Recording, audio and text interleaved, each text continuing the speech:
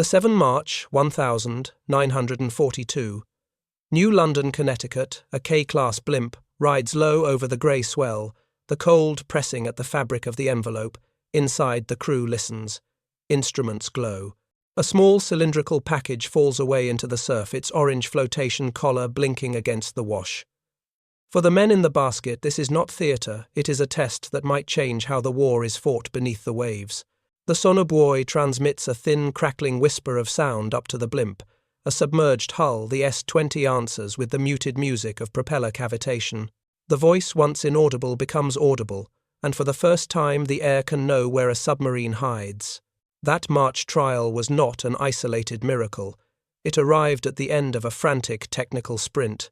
University laboratories at Columbia and elsewhere, Navy and Army teams and a handful of firms had been racing to make an expendable air-dropped acoustic sensor that could survive saltwater radio, its pickup to a receiver aloft, and be cheap enough to throw away after a single use. By mid-1942, the services began ordering buoys in quantity. By June 1943, the radio sonobuoy had formal approval for routine use by anti-submarine aircraft and blimps. What had been an experiment in a laboratory became a piece of standard equipment on patrols.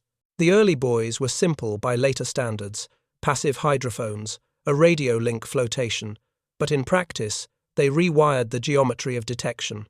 Where surface ships hunted by sound and visual contact aircraft equipped with buoys could drop a pattern of listening devices across a suspected corridor, triangulate bearings and hand a fix to surface escorts. That integration, sonobuoys plus radar HF-DF bearings, magnetic anomaly detectors and long-range patrol aircraft, turned the air into an active arm in a hunt that had once belonged to stealthy submarines alone. On the Pacific patrols, the machines that carried that capability were familiar names. The consolidated PBY, Catalina, that threaded slow circles over convoy lanes, the Liberator, B-24 family, adapted into Navy PB-4, Y patrol bombers, that could sweep hundreds of miles, and the carrier-borne Avengers and later TBM variants that sailed on escort carriers, screening convoys, and amphibious groups. These airframes were not only thrown at enemy surface ships, they carried the new ears of anti-submarine warfare and the weapons those ears enabled, such as the Mark II-4 acoustic homing torpedo. When aviators learned to read the buoys, they could prosecute contacts at ranges submarines had once regarded as safe. For a Japanese submarine commander operating in 1944 and 1945, the picture hardened into a simple, brutal fact: the ocean was no longer neutral ground. Where once a U-boat or I-boat could slip beneath an aircraft's radar sweep and outrun short patrols, the combination of air-deployed sensors, long endurance, patrol bombers, and escort carriers made open water contested. The hunter could now live on the sky, and the sky handed the hunter bearings, and bearings handed surface escorts a position to intercept. That collapse of sanctuary was not a single moment, but a widening set of practices. More buoys dropped, more aircraft trained in pattern work, more escorts vectored to the ping. In cramped control rooms and on the decks of escort carriers, the new tactics drop a web of buoys, listen, mark attack became procedure. An Avenger's crew from an escort carrier would drop buoys around an oil slick or a suspicious wake, close in on the strongest bearing call in a PB-4Y or surface hunter to finish the job. And where the MCO-24 was available, let a homing torpedo seek the target guided by its own acoustic signature. For Japanese sub-skippers, each contact that dissolved into coordinated air-surface action was proof the calculus of risk at sea had shifted, and with it the margins for covert movement. The human moment of realization varied by crew. Some heard the buoys and assumed weather or cavitation. Others watched searchlights and realized the bearings that once led to safety now led to nets and final depth. But the technical facts were immutable. An expendable sensor, cheap and quickly fielded, multiplied the reach of anti-submarine forces. In a war measured by tonnage and by months, that multiplication mattered. The ocean still held depth and darkness, but the air above it now listened, and listening rearranged the rules. The first sound is nothing more than a thin, distant rustle through the hull, a radioed bearing a clipped phrase on the air, bearing 320, repeat bearing 320. In the submarine, the word travels slow as a bruise. Men come off watch, cigarette embers gutter. The diesel's rhythm lowers as orders move forward. Secure non-essential pumps prepare for silent running trim tanks. The officer of the deck feels the ship tilt under his hands and knows the math has changed where once the surface and the air were passive horizons, now they carry ears that refuse to sleep. An aircraft above drops a pattern of buoys, a small constellation that settles bobs and listens. Each buoy is an ear. Together they draw a map of sound. When a hydrophone picks up propeller cavitation, the crew aloft hears a tone, then a bearing. The tone becomes a line on a plotting table. The line becomes a call to a destroyer escort or an avenger overhead. The call becomes a coordinated maneuver. The submarine can try to run deeper, ride a thermal layer, or feather the screws and drift. But the pattern that closes around it is not a single sensor.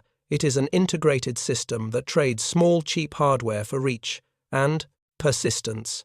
Inside the control room, the captain passes a glance to his sonar operator. The operator reports only what the instruments allow, a smear of bearing the change in frequency as the ship alters speed the sound of nearby planes. No panicked words, only brief commands.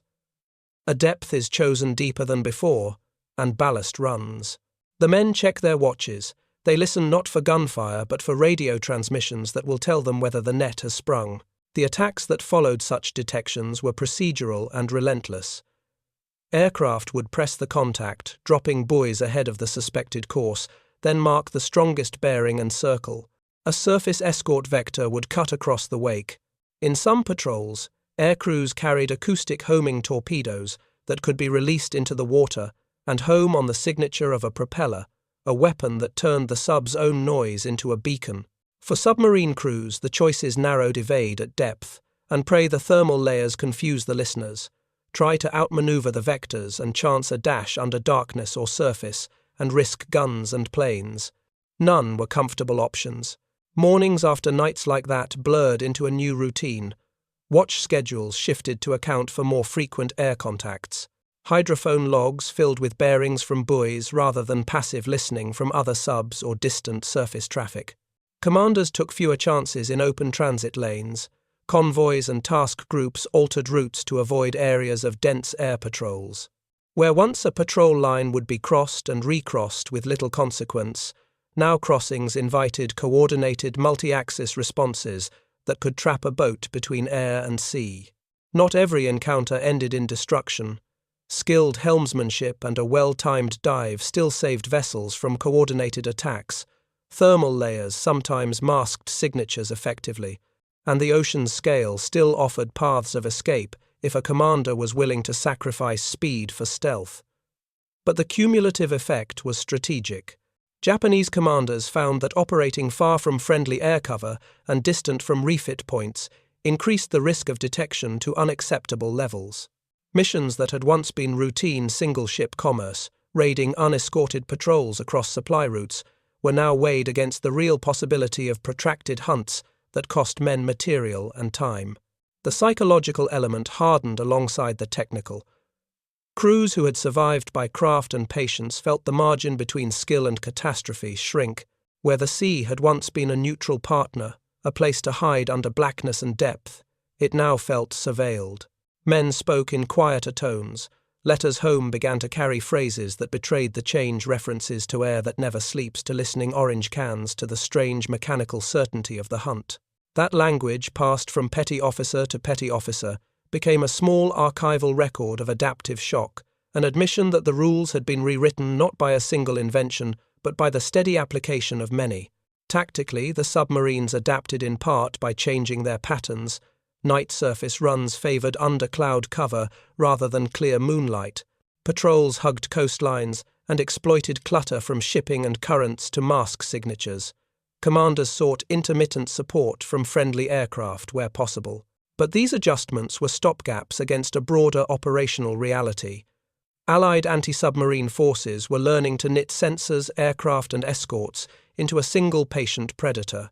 The sonobuoy was not a panacea, but it was a multiplier, cheap, expendable and effective at expanding situational awareness across vast ocean distances.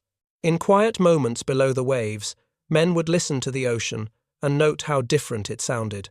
The familiar patterns of wail and wave persisted, but underneath them a new soundtrack had appeared. The faint hiss of radioed bearings, the small mechanical click of buoys, reporting the distant hum of aircraft engines that once could be ignored. Listening no longer meant only hearing, it meant being heard. The realization settled in like a slow draft. The ocean belonged increasingly to whoever could listen best. The call comes over the air in a clipped, practiced cadence contact bearing, buoys pattern falling, vectoring surface units. The thrum of engines becomes a metronome of menace. On the carrier deck, the Avenger crew slaps the levers, drops the pattern, and watches orange collars blossom like signal flowers across the sea. Each buoy hums a faint, precise complaint into the radio. Bearings sharpen, circles tighten. Below the submarine's captain tastes salt and calculation. He orders silent running. Electric motors whisper. Diesel vents are closed. Men pad along narrow ladders with a new kind of dread, not the drum of depth charges alone, but the cold certainty that somewhere above the water a network listens with instruments that do not tire. The skipper tries tricks, learned in past patrols, change depth to a thermal layer, feather the screws lie flat and listen. For a while the ocean coagulates into a thin chance, then a bearing narrows, then another. The net begins to show its shape. Aircraft do not simply pass, they choreograph. A PB-4Y joins the pattern and brings endurance. A destroyer escort cuts across heading and begins a slow grinding approach that will force the submarine to choose between silence and motion. If the Mark 24 is aboard, an Avenger may release a small black cylinder that slips into the water and hunts by sound, a homing weapon that turns the sub's own noise into a magnet. The crew below hears only muffled impacts and distant engine tones. They register the fade of propeller noise as their own world collapses toward a single point of failure. When the first depth charges explode, the shock is not cinematic, it is clinical. Steel groans wiring, flexes instruments twitch. Men brace, secure count. The submarine may ride out the assault, but the assault is not a one-off. It is a protocol. Buoys are redropped in overlapping patterns. Aircraft circle back with fresh bearings.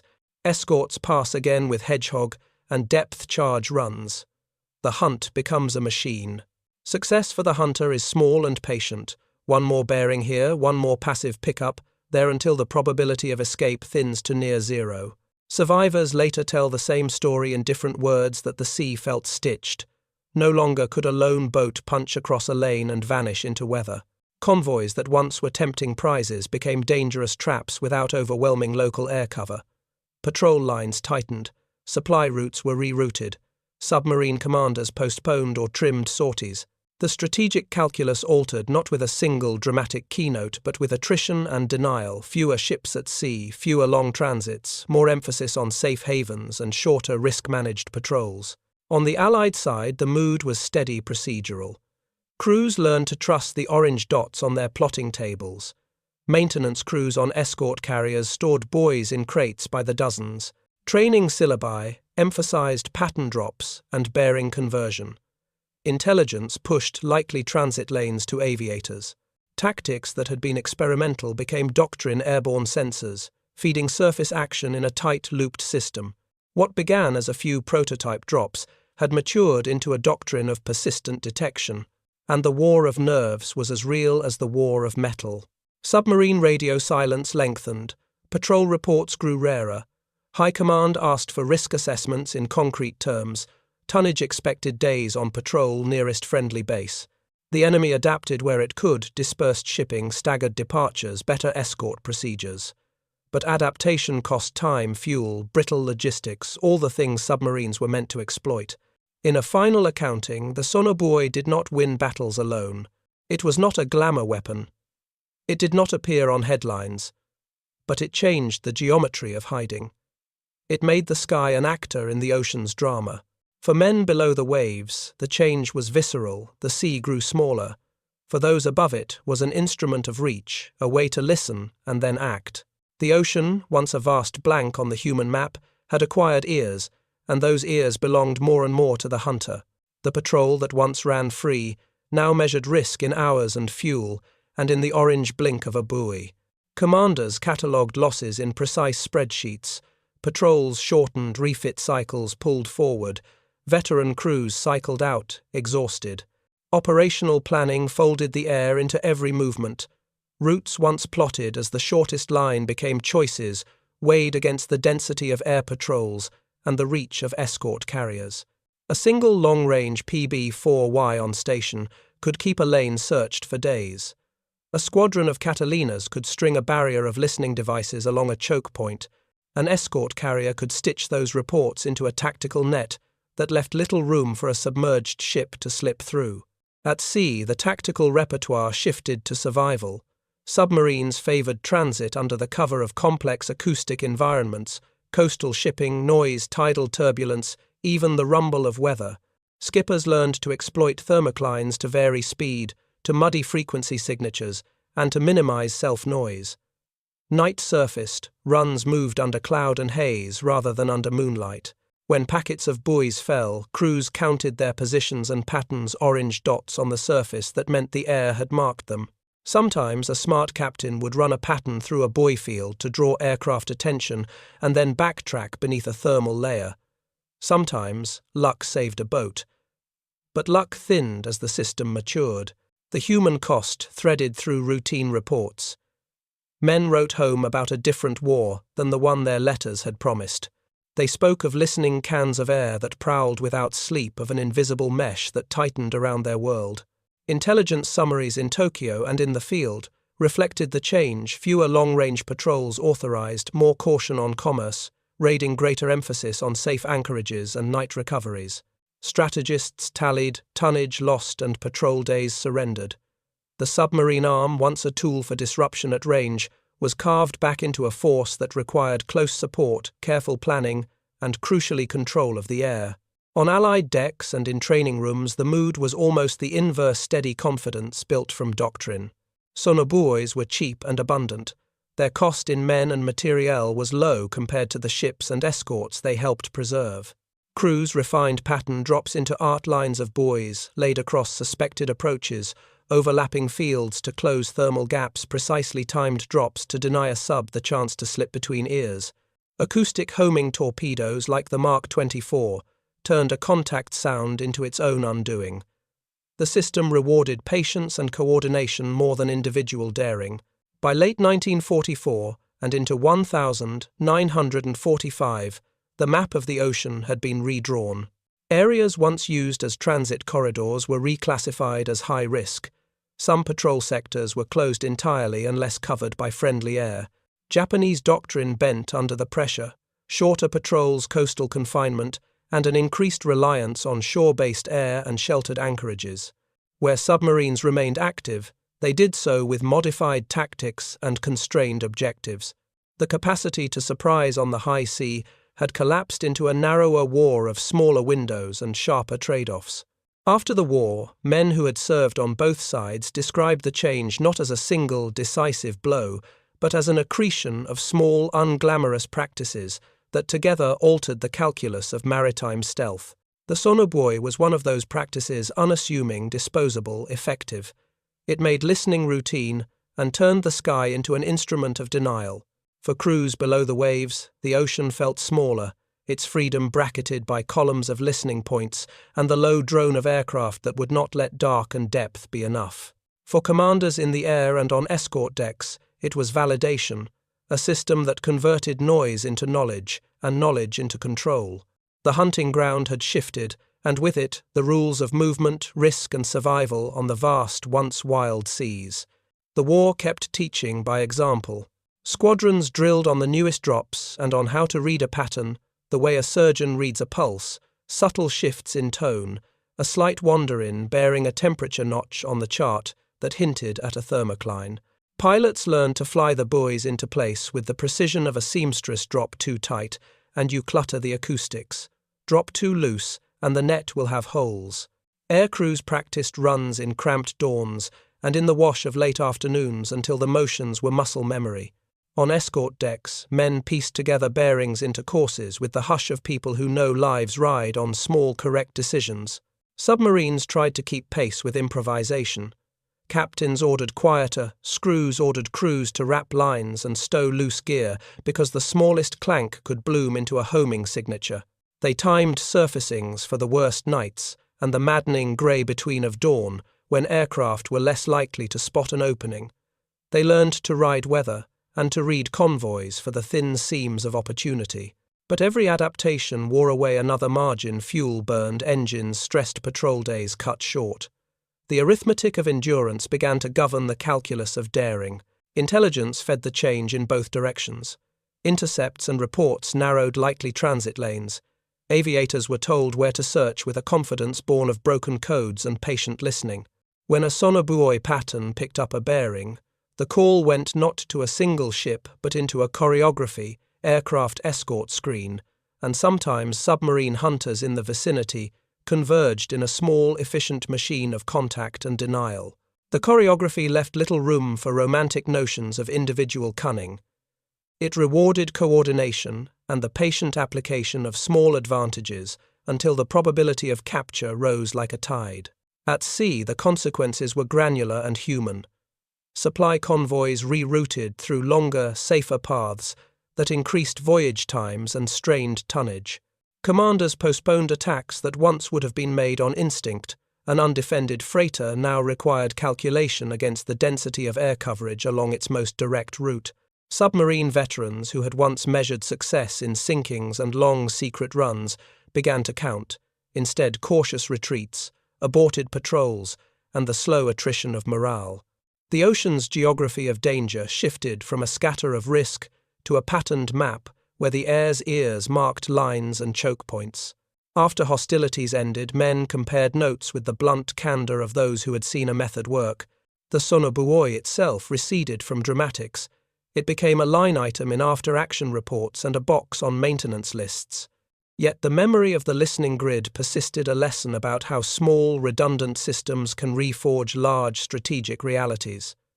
Naval planners folded that lesson into doctrine: control the sky, and you control much of the sea. For a generation of submariners, the truth was simpler and colder. The ocean no longer granted sanctuary by default. It gave it to whomever could listen best and act on what they heard. In dusty reunions and in post-war memoirs, the men who had been hunted described not a single lightning strike, but the steady work of patience and instruments. Dozens of buoys, hundreds of pilots, thousands of coordinated radio calls that, together, narrowed the sea into lanes and handed the hunter an advantage, measured less in glamour than in lives saved and tonnage preserved.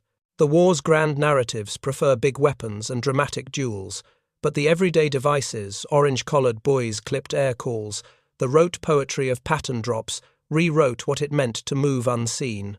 The ocean grew smaller, the hunter's net finer, and the cost of a mistake more absolute. A patrol log closes on a wet page, and the handwriting trembles a little, a terse entry: airborne detection, buoys active, escort vectored. It is the kind of sentence that in peacetime would be footnote. In wartime, it shapes lives. Men who had once measured mastery by how far they could push under a horizon now measured it by how well they could hide from a sky that would not look away. The sonobuoy was small and unglamorous, but its logic spread disperse listening points, train aircrews to read them, make bearings into movement. The result was a quiet, grinding denial of the ocean's old freedoms. In post-war reports, navies catalogued the lesson plainly: control the airspace above sea lanes, and you reduce the sea to a set of predictable corridors. Technology had done what strategy could not alone. It translated millions of square miles into actionable data. Where commanders once sent submarines to hunt with broad latitude, they now planned under the arithmetic of detection: how many patrol hours, how much refit time, where the nearest friendly air cover lay. The calculus narrowed missions and reframed risk as a commodity to be budgeted. Those who had been hunted remembered the sensation of being small inside a great metal tube with a thin skin between them and a sky that had ears. They recalled the orange collars on the surface, like the hands of clockmakers arranging time and place. They wrote of the cold proceduralism of the hunter pattern: listen, vector, prosecute. They did not always speak of the homing torpedoes and hedgehogs that sometimes ended a hunt. They spoke rather about the feeling that the sea no longer forgave mistakes. For aviators and escorts, the lesson had a practical face. Training manuals took new tone. Exercises emphasized timing and coordination. Pilots learned to drop buoys not as isolated acts, but as parts of a choreography that included radar, HF bearings, surface maneuver, and attack runs. Maintenance crews catalogued morsels of hardware that once would have been curiosities. Doctrine matured. What had been a handful of laboratory successes became a standard strip of tactics across fleets and theatres. In quieter rooms, strategists folded the change into larger plans. Merchant convoys were rerouted, supply lines adjusted, patrol priorities reallocated. The net effect was strategic attrition achieved through persistent detection rather than spectacular strikes. The sonobuoy did not make headlines, but it made the enemy's options fewer and the cost of movement higher.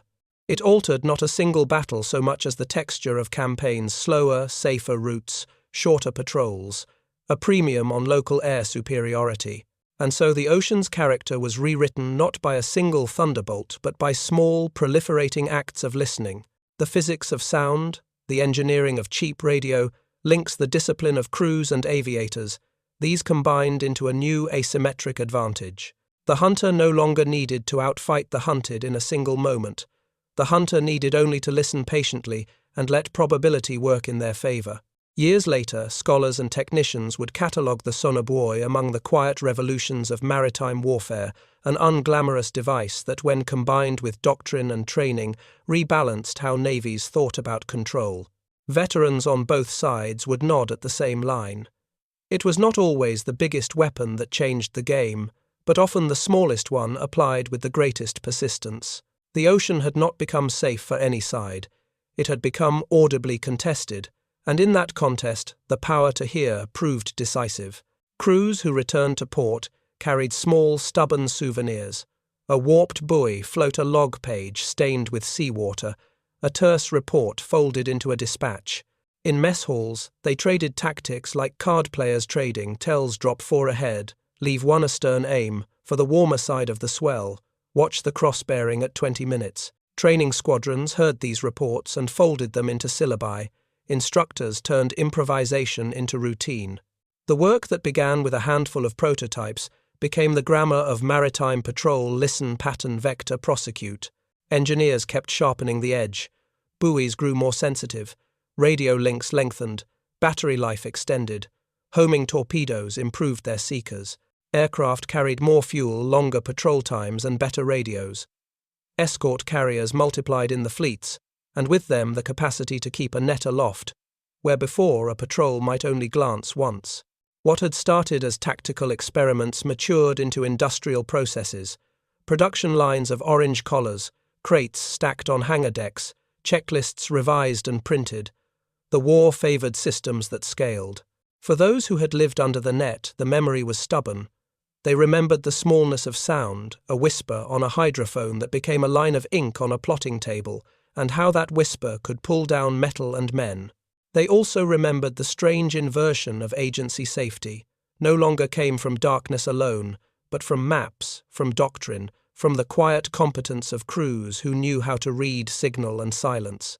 The romance of lone prowlers gave way to procedural truth: control the air and you constrain the sea. Post-war navies folded the lesson into doctrine with a deliberateness that looked boring on paper and consequential at sea. Exercises simulated large-scale patterns, procurement budgets allocated for mass-produced sensors rather than bespoke wonders. Air-sea coordination centers spread like new organs through commands. The map of naval power took on an added dimension, not just who held the guns and the steel, but who held the data and the discipline to turn it into action. Historians later framed the change in different scales. Some called it an evolution of technology, others an institutional adaptation. Many agreed on one small truth: the sonobuoy was effective because it was cheap and redundant. It did not have to be perfect. It had only to be numerous and trained into a system. The result was an attritional advantage that favoured patient application over dramatic strike. In quiet rooms on both sides, the realization rippled out into strategy. Bases were planned with air coverage in mind. Convoy routing considered the reach of patrols. Submarines, once instruments of wide-ranging disruption, were reassigned to missions that acknowledged the new limits of stealth. The ocean's map acquired margins and no-go areas. Commanders learned to budget risk as carefully as fuel. Memory and memoir preserved small details that textbooks often miss: the orange afterglow of a buoy at dusk, the clatter of crates in an Avenger's belly, the mechanical certainty of a homing torpedo's seeker. These details stitched into a larger pattern, a procedural revolution whose quiet work reshaped how navies thought about control and survival. The change was not spectacular. It was stubborn, practical, and relentless. When men who had been pilots and skippers met years later, they did not argue about glory. They spoke of craft and patience, of how tiny devices altered decisions, of how the ocean's anonymity had been eroded by ears that would not tire. The sea remained vast, but the margin that allowed secrecy and surprise had narrowed. In the calculus of maritime conflict, the power to hear had become quietly one of the most decisive instruments of all. They carried home small, stubborn souvenirs: a warped orange float, a sea-stained log, a terse line folded into a dispatch, and in mess halls they traded measures like card players. Trading tells drop, 4 ahead, leave 1 astern, aim, for the warmer side of the swell. Instructors folded those tells into syllabi. What had once been improvisation became routine. Buoys grew more sensitive, radios pushed farther, batteries lasted longer, aircraft took on endurance and better gear, escort carriers multiplied the capacity to keep a net aloft, where once patrols merely glanced. Production lines stacked orange collars in crates, maintenance checklists lengthened, doctrine quietly adjusted. Below the waves, men remembered sound as a thing that could betray them. They learned the new trades of silence, quieter screws, isolated mounts, timing surfacings beneath cloud rather than moon, the art of riding a thermocline. Snorkels and later new power plants shifted tactics, but not the core truth. If the air could listen, stealth demanded more than depth. Commanders budgeted risk like fuel, patrols shortened, refits were pulled forward. Routes were lengthened to avoid listening fields. Choke points acquired names on charts and on officers' maps. On decks and in classrooms, the lesson hardened into procedure. Training emphasized coordinated patterns over solo daring. Planners treated airborne sensors as routine assets rather than curiosities.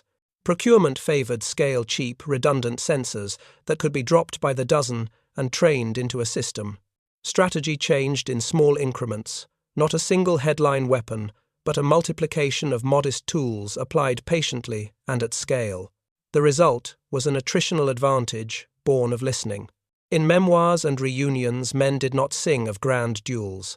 They spoke instead of craft and patience: the orange afterglow at dusk, the soft clack of crates in an Avenger's belly, the hush on a plotting table when a bearing sharpened into a course.